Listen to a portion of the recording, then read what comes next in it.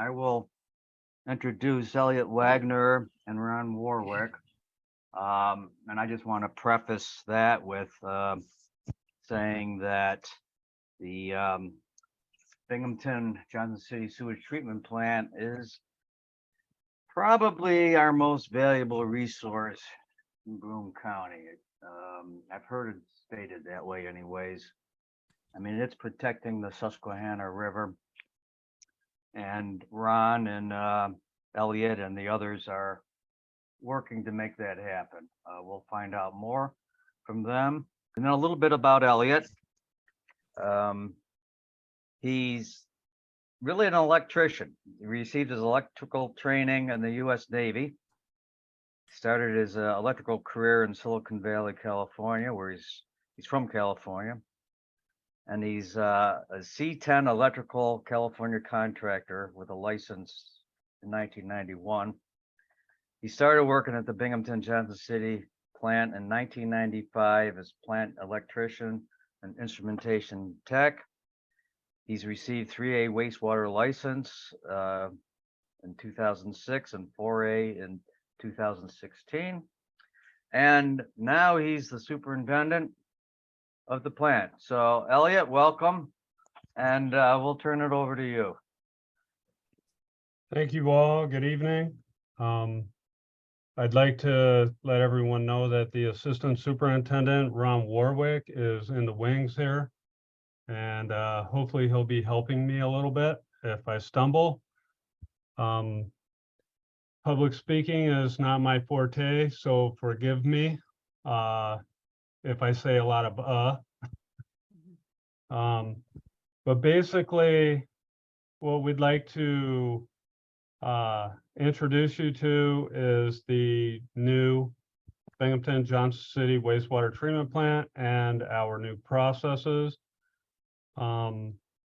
We basically upgraded our coarse screens, fine screens, aerated grit, our primary settling and solids removal processes, secondary treatment, remained biological, but it is with a different process now called the BioSteer. That is a process developed by Kruger Veolia. We remove carbon and we start the nitrification cycle and denitrify, and we use ultraviolet disinfection. Our coarse screens, we'll go back to that, screen out all the heavy material that's coming in at 3/4 inch.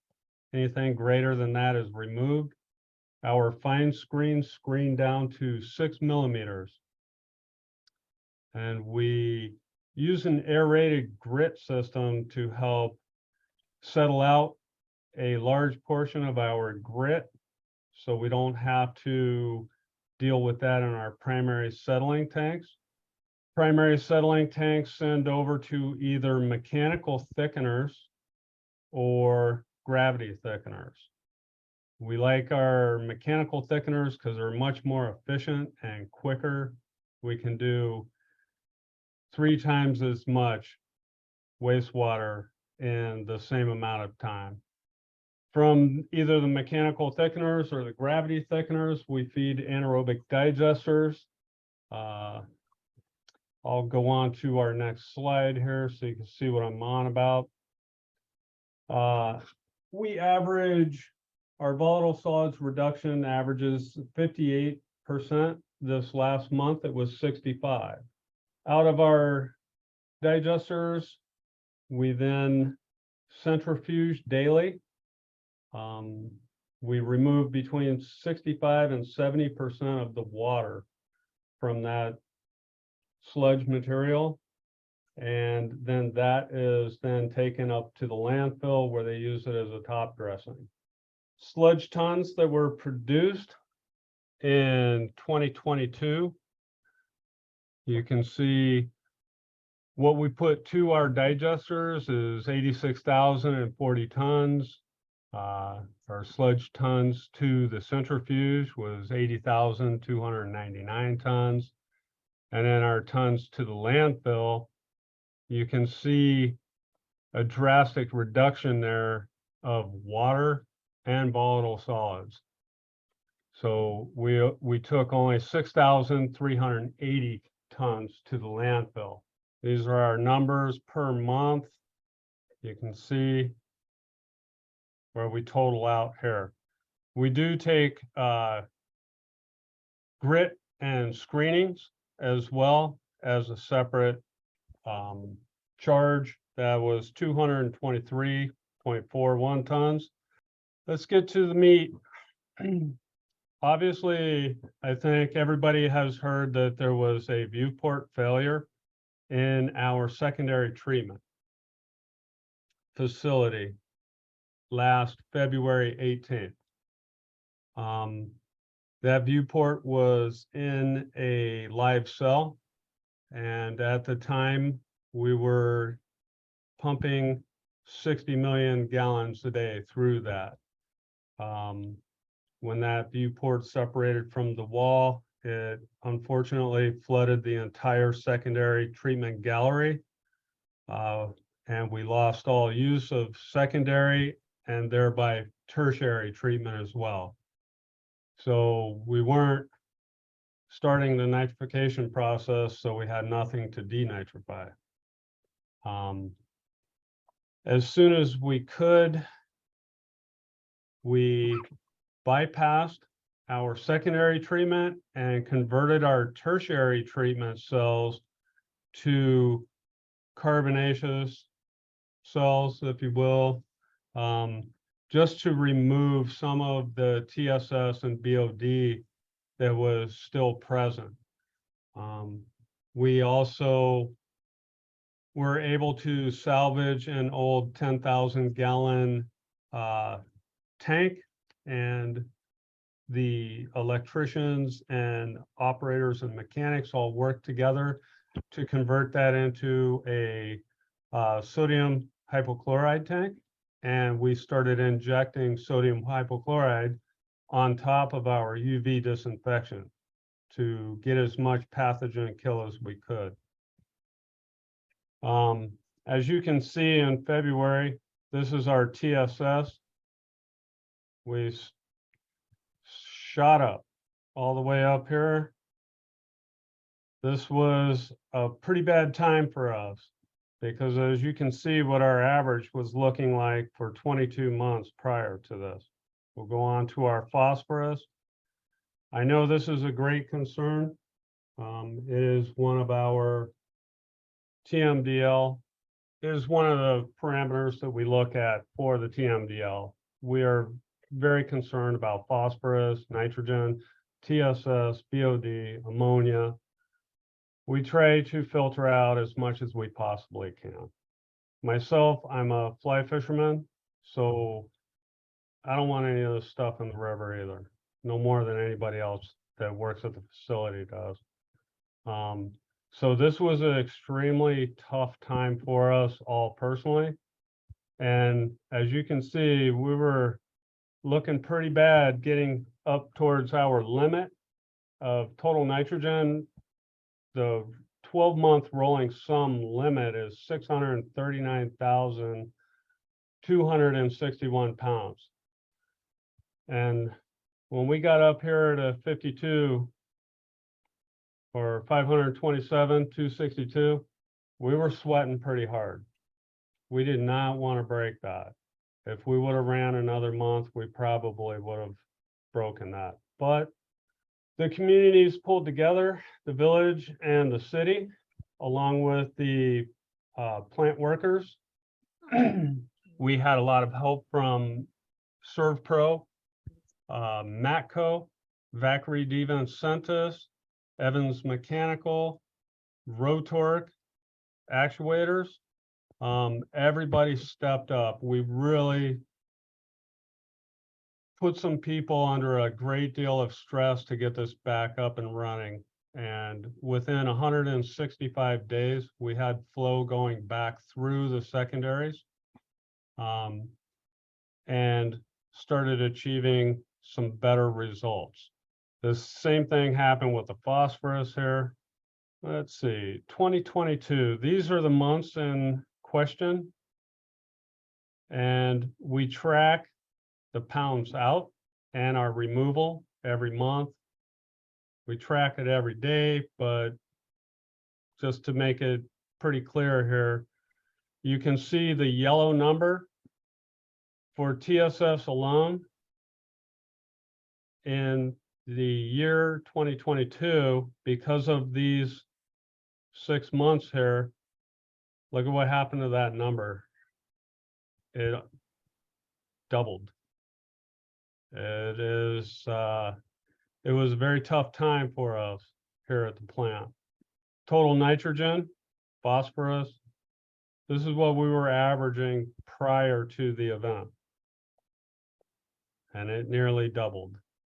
However, the good news is here's our February number for CBOD.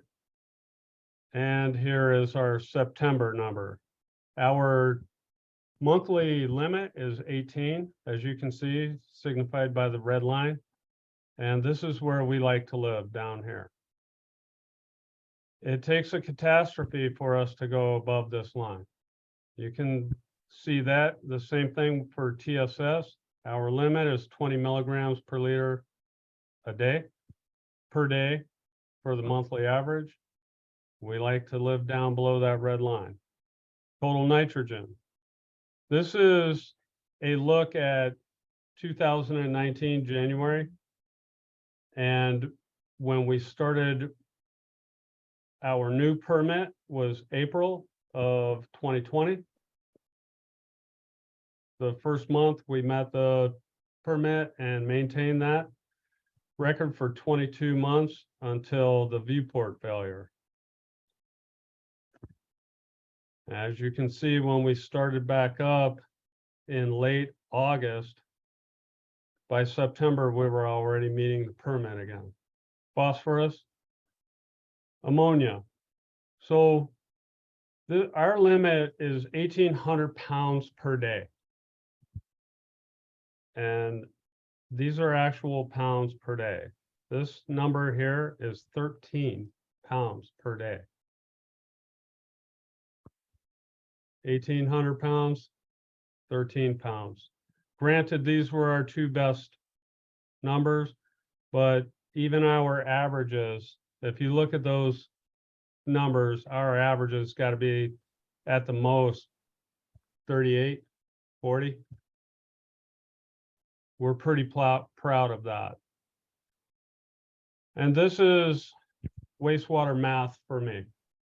My guys hate this saying, but for me, our total nitrogen limit is 6 milligrams per liter.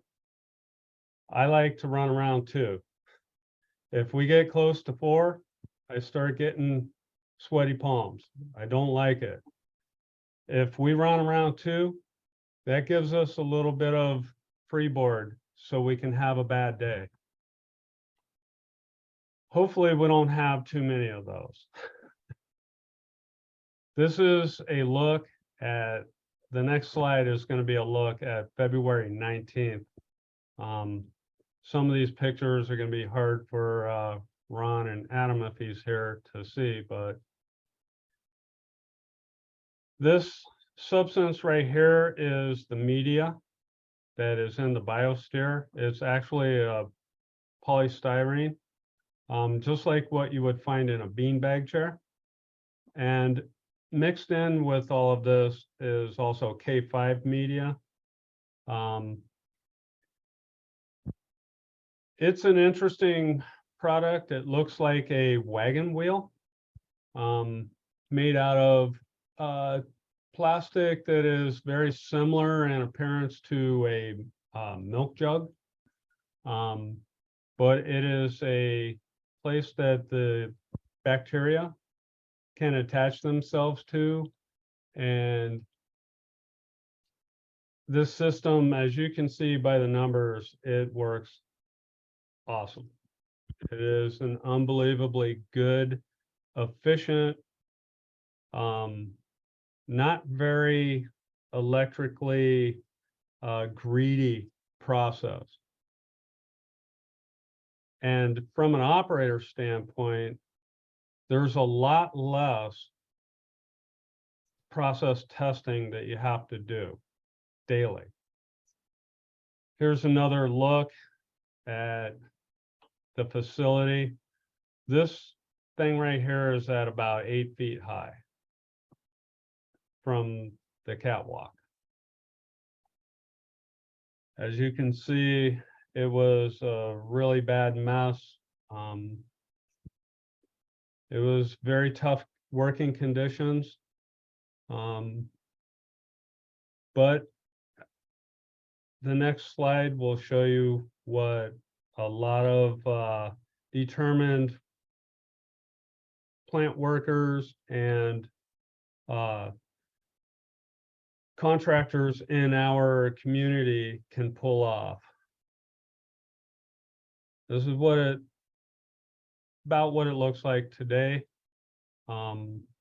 Looking down the new 9 through 14 gallery, and this picture is of the 1 through 8 gallery. This area of the gallery was repurposed from the original biological process that was called the Bio 4, and that was an IDI process. This is what that same area looks like today. We've had the plant staff paint down here and add some more lights. And we're not done. We plan on continuing to improve the facility, maintain it so it will be viable for 20 to 25 years. We're very hopeful of that, if not longer. I'd like to show you the next slide, which is a view of the effluent, and a sample of tap water. This is our effluent. This is what we're putting in the river. And this is a glass tap water, or a beaker of tap water, if you will. This is an idea of what our turbidity looks like on any given day. This day happens to be October 26th, but this morning at 11:04, our turbidity was 1.85. Our wildlife has started to come back. We did notice when everything went sour, all the wildlife scattered from our effluent. We have a population of ducks. Obviously, the geese are around, a big population of pigeons, all sorts of water birds live out here. We have 2 mink that we have video of playing in our effluent. We have a red fox that frequents our effluent and surroundings. And my favorite are the resident bald eagles. As a plant worker, this really makes me feel like we're doing something good for the community, for the earth, for the Chesapeake Bay, for the people that work selling blue crabs. We're very aware of what we do here in Binghamton affects millions of people and will for generations to come. I'm very humbled to be able to work at this facility and hopefully help this river recover and the Chesapeake Bay. I've spent a good deal of time, about 6 months, about 6 years ago in Baltimore, and I went for a ride on a boat there, and all I saw were dead stripers, and that really impacted me. I didn't like what I saw. As a fisherman, as a human being, it was hard to see. You couldn't go 100 yards without seeing dead fish or algae blooms. So we know what's going on in the Chesapeake Bay, and we care. We want to change that. This river is beautiful. Even when somebody puts an old 55-gallon drum, floats it down the river, it's still beautiful. And for those of you that have any interest, these are our digesters.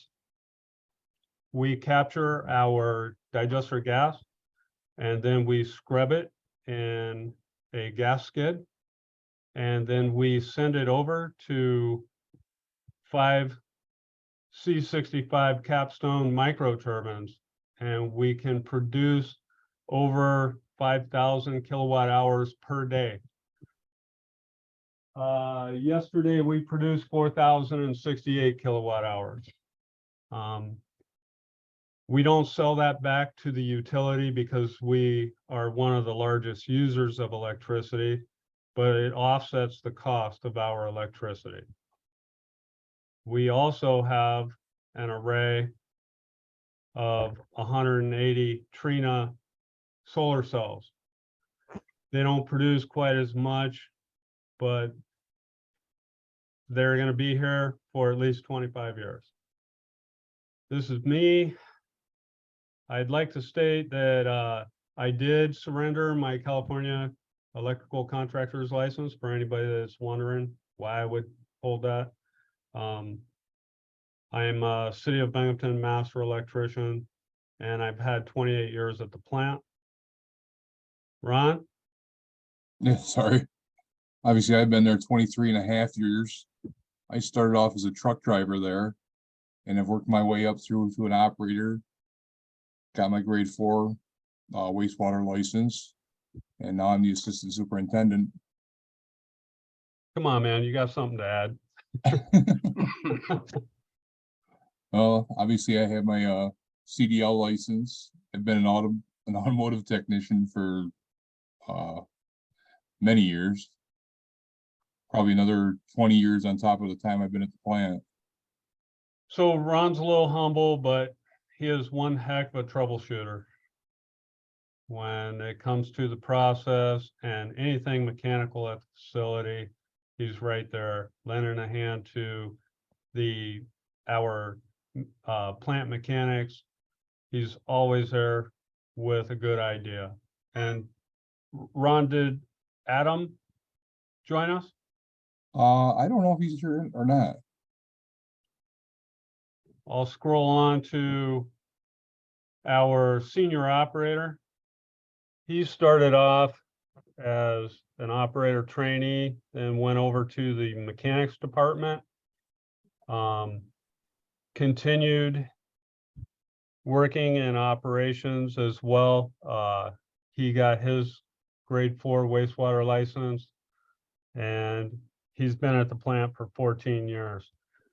Adam is an awesome troubleshooter. Kruger Veolia keeps trying to steal him from us because we have another one of their processes called the Afify process, and they call it the atom flow process here at the facility because he was instrumental in getting that Afify to work efficiently using as little polymer and ferric as possible to achieve the ultimate results from that. Another one of our personnel, she's new to the facility. She's only been with the plant for 8 months, but she does have 20 years experience in procurement, payroll administration, and project management.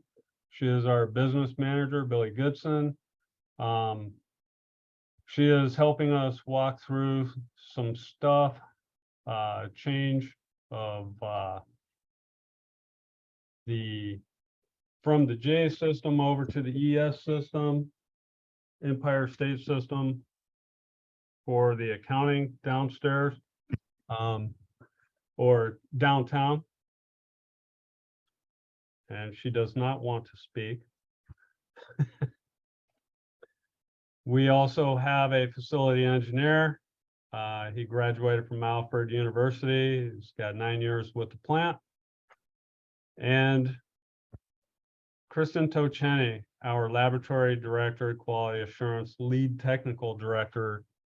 This is one of the most organized persons that you will ever meet. She's already probably figured out the 2024 budget. I can't say enough about Kristen. Anything that the plant or the owners have asked from her, she has been able to come up to bat and put it out of the park. Our head mechanic is Jim Ross. He's a licensed master plumber. He's been with the plant for 17 years, and he's got 35 years plumbing experience. And our safety coordinator, industrial hygienist, is Scott Soliday. He's got an AS in criminal justice. He's a New York State paramedic, and he's been with the plant for 2 years. So with that, if anybody has any questions, hopefully Ron will bail me out. Yeah, thank you very much, Elliot. And I just want to interject. Everybody should be aware that these guys are operating and maintaining the plant. They didn't have any responsibility for the construction, so they won't be able to address any questions about that. So yeah, any questions for either Elliot or Ron? Or Well, can I just make a couple of comments? This is Valdi. Thank you for giving this excellent presentation. And yes, I want to echo what you said. This is a very important resource we have here, and we appreciate everybody that works to try to keep this plant functioning properly, because yes, the river depends, the cleanliness of the river depends on every community along the river doing its part to keep it clean. So, and yes, you know, the Chesapeake Bay is where this river ends up, and there's a lot of wildlife there. And if you upset the balance, you know, in terms of having too many nutrients, too little, then you end up with too little oxygen, and that's why you end up with the fish kills, and a lot of other wildlife then ends up in big trouble. And so this really does matter. So I just wanted to reiterate that things are connected in many ways that people don't see at first glance. When you look at something like this, you just think, well, that's just something that somebody, you know, we pay for it. We don't really understand it, but we just hope it works. So now you have an understanding of the complexity that's involved in this, and the skill level of people that are working to keep this thing functioning properly. So I hope people appreciate that. And one thing I just wanted to ask, I didn't catch what you said. Besides the solar panels, what was the first type of device that's generating electricity? We have 5 C65 capstone microturbines. Oh, turbines. Okay. So We- these are these on the inlet side or the effluent side?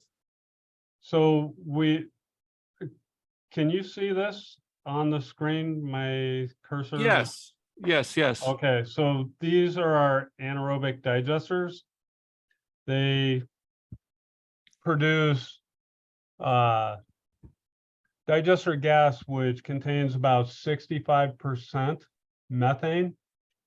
And we scrub all of the nasty impurities out of that, and we use that to fuel our micro turbines. They're like a little jet engine that turn a generator.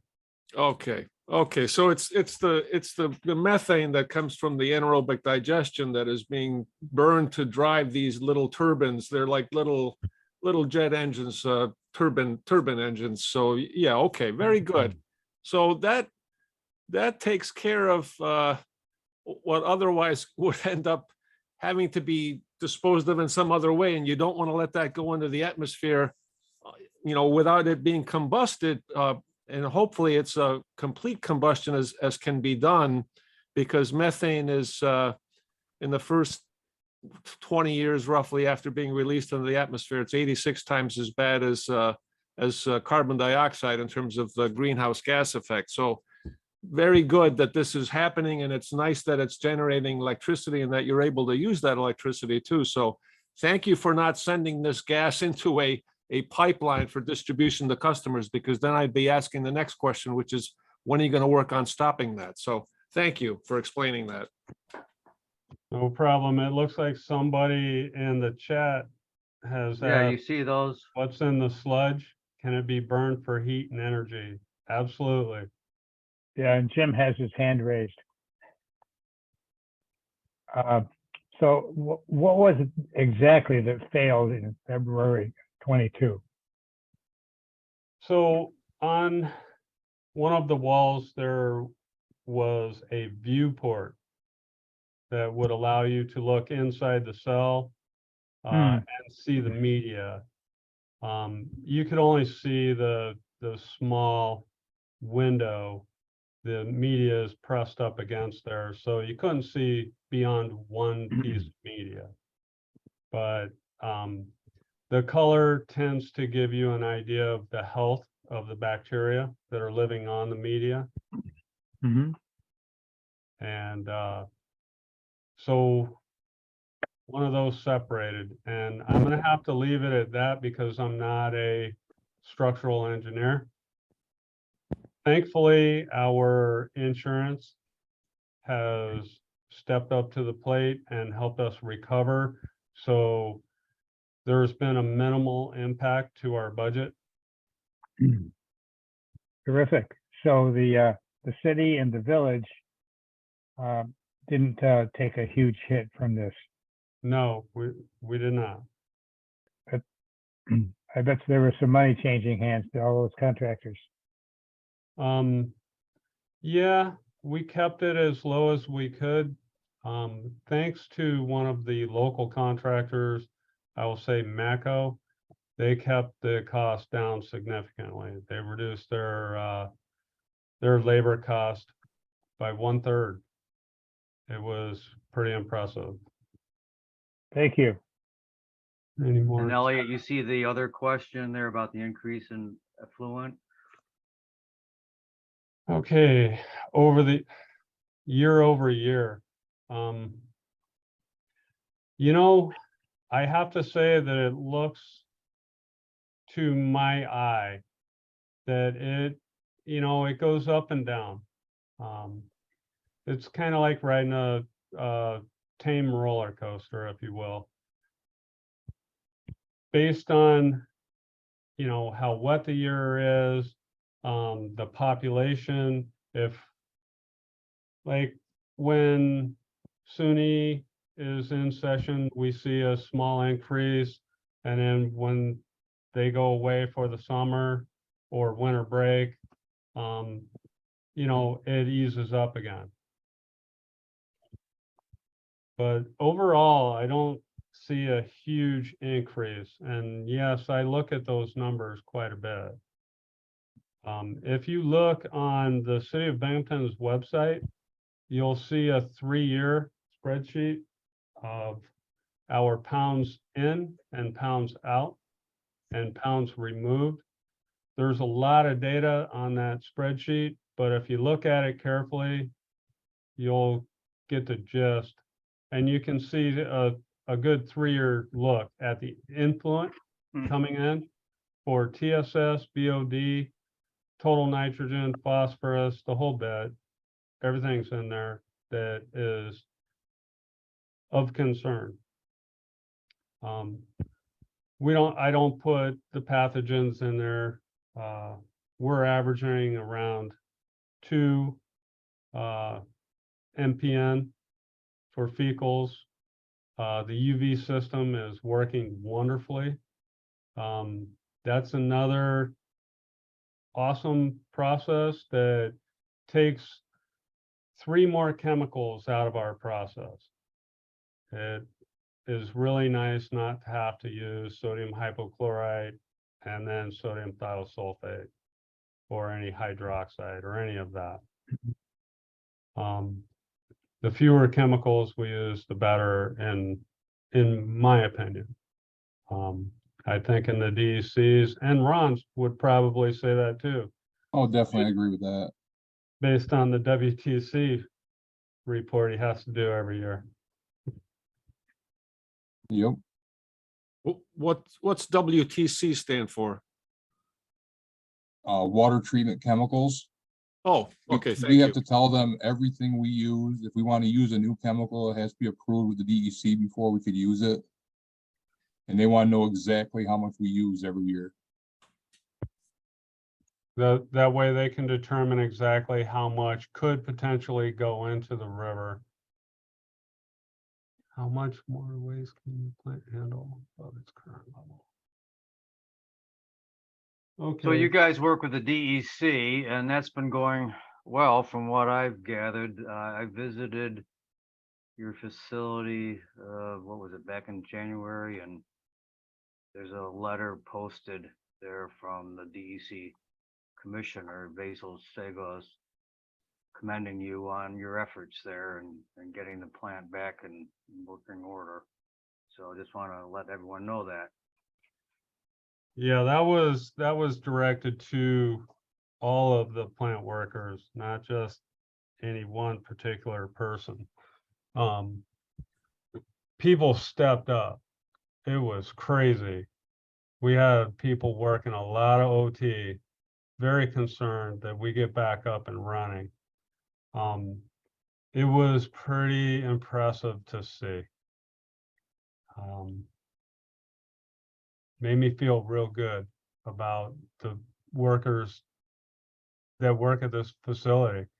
It's very humbling to know that there's other people out there that feel the same way, you know, and care on a moment's notice, you know. Nothing ever happens on a, you know, a Monday at like 8 o'clock. Everything happens on Friday or Sunday or the holiday that everyone wants to be with their family. So there's a question here, how much more waste can your plant handle above its current level? How much room is there for expansion?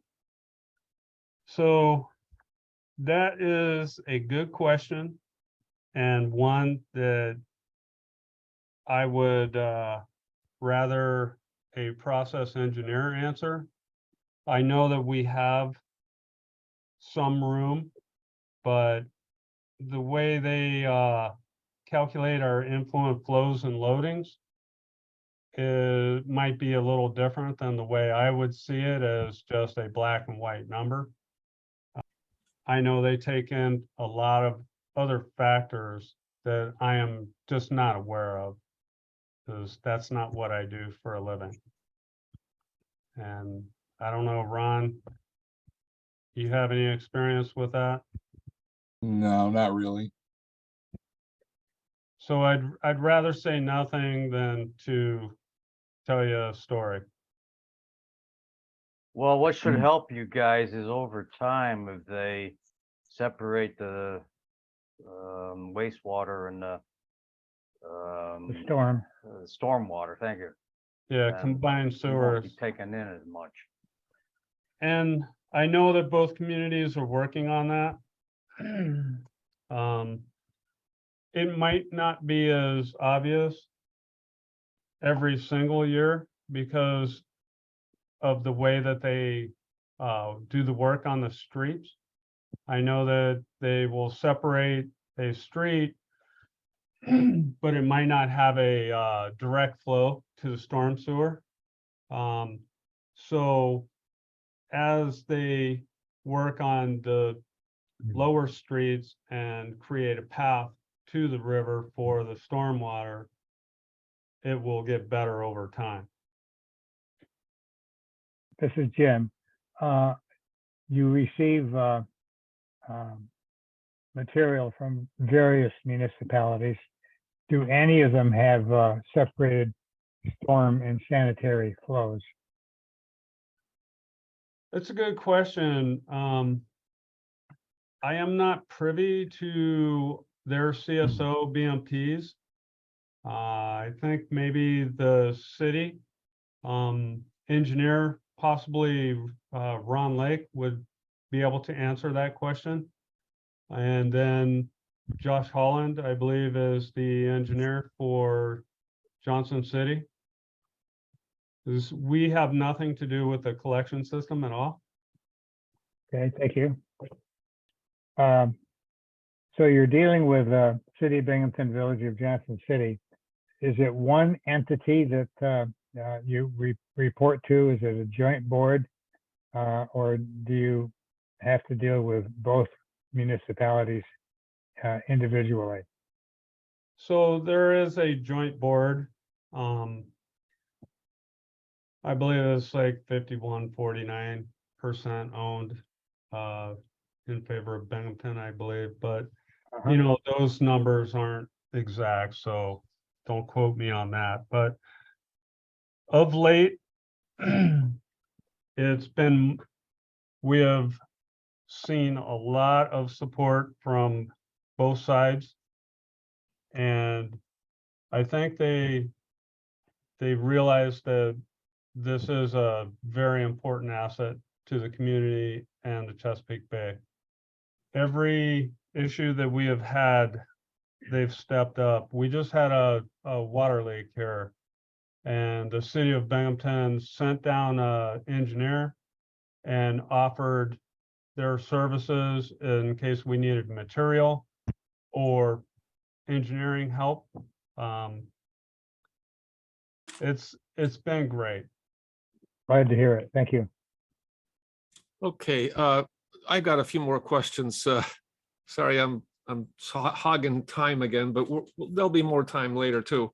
So the viewport that failed, is there now no more viewport? Has it been replaced with a solid metal panel, and if not, just a suggestion, maybe there's a way to have a camera type system that's illuminated from inside with a light that's near the camera so that you can see what the color is looking like and that type of thing. Okay, so we had 3 viewports that were retrofitted. 2 of them were infilled with concrete and rebar. And then they were designed by engineers. And then the third one was designed by an engineer with just a 1/2 inch metal plate with like 8 1/2 inch by 12 inch bolts. And a really thick rubber gasket. So if anything were to start leaking, it would weep through the gasket and let us know that it's time to take that cell offline, and then we would go ahead and infill that one with concrete as well.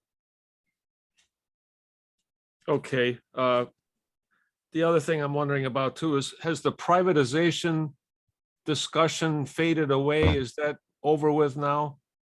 Well, again, that's something that we're not privy to, but it seems to have diminished. Yes.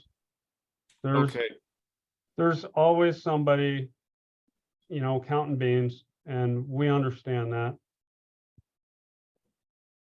Okay. The other thing I'm wondering about is what is your biggest worry? Like what are the things that you either have seen in the past that you're hoping don't come back, or that you have heard from other communities, wastewater treatment plant operators that maybe you haven't seen, but you're worried about happening potentially in the future?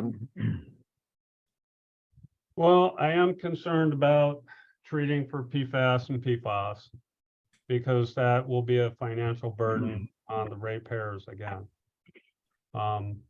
And we have been under construction or in some type of disrepair since 2011.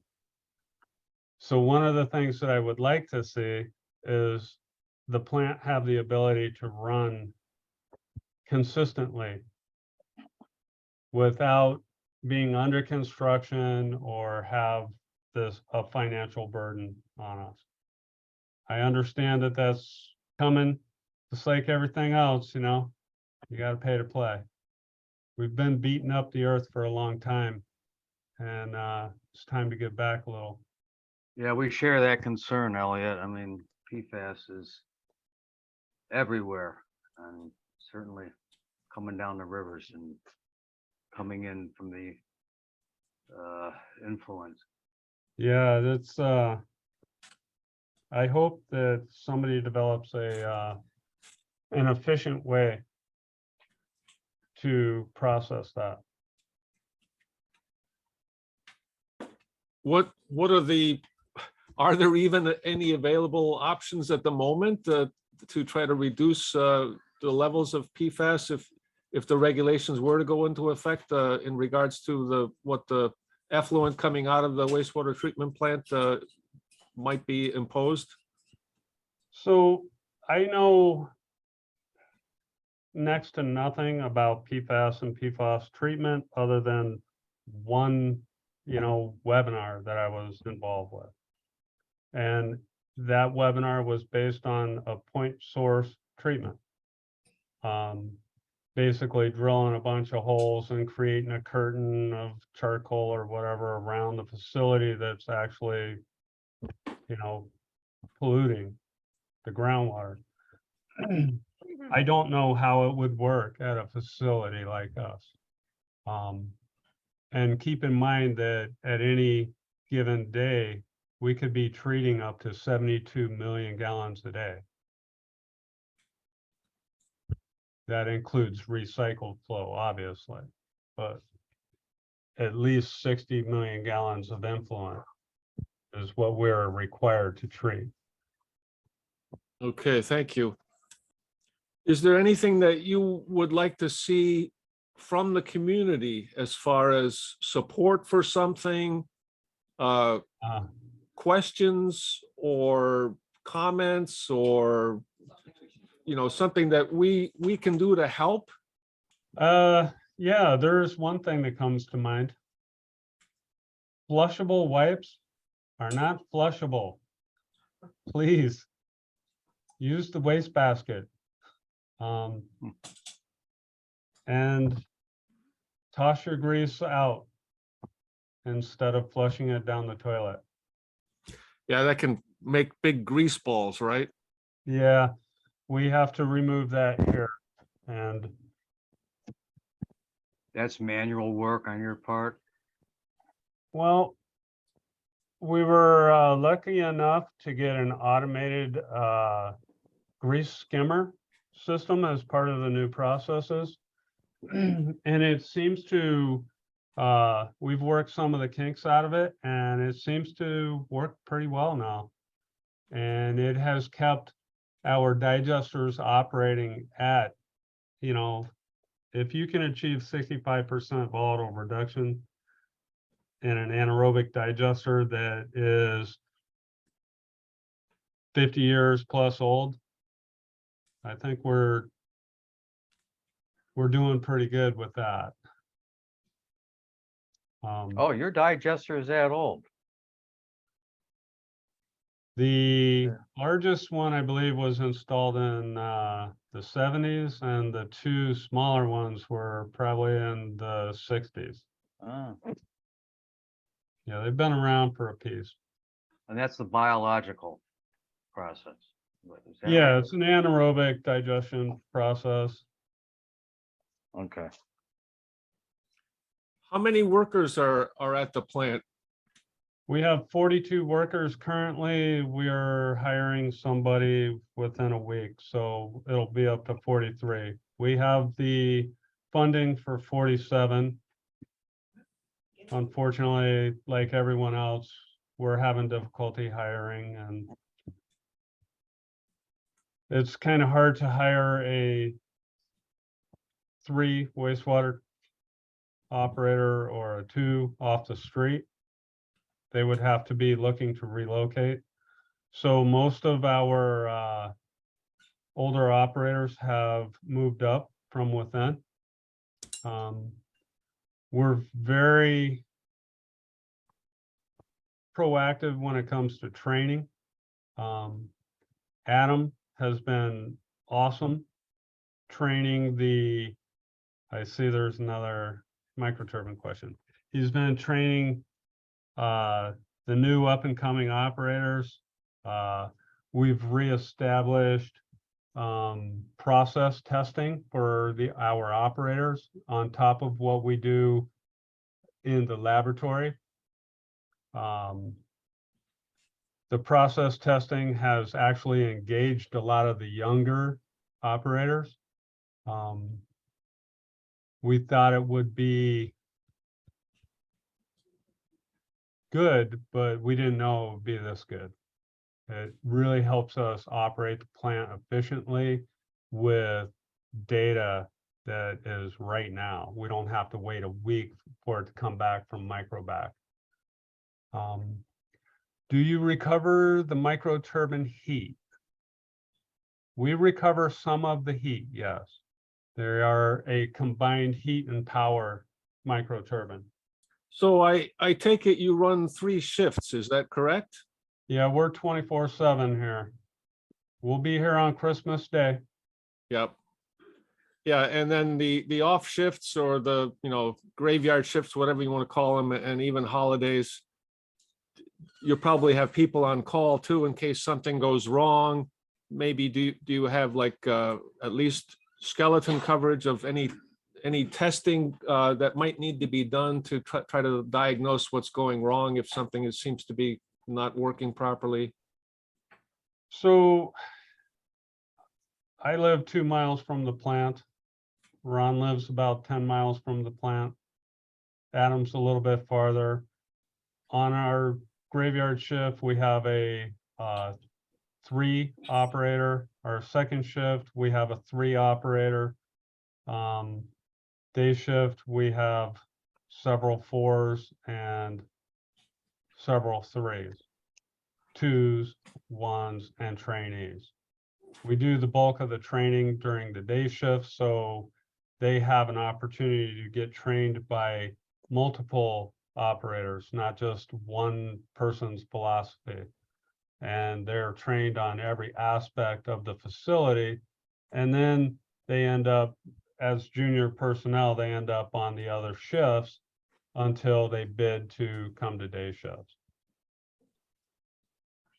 But yes, there is always a qualified operator just a call away. And, like I say, myself, I'm a 3-minute, 4-minute drive to the plant. Very good. Thank you very much. And it sounds like you have all situations covered very well. So that's good to hear. So I hope that the public, some people that maybe didn't join us tonight, maybe, we'll make this available online. And you're welcome to use the recording as well. If you have any questions from the general public, this is important work that you do, and we do appreciate it. And I think the more the public understands it, the better the support will be. And I hope that helps the work that you do in the future too. So thank you for joining us. If there's anybody else that has a question, I see one last one up in the chat. Oh, I guess that got answered. That's do you recover heat from microturbine? Does anybody else have a question that they, haven't had a chance to ask yet, or comment that they want to make? Or I just want to thank Elliott and Ron. You guys are doing this on your own time, and we appreciate your spending time with us. So Here. keep Thank things you. going there at the plant like you are. All right. Thank you very much, everyone. Yes, thank you. Ron, thanks a lot.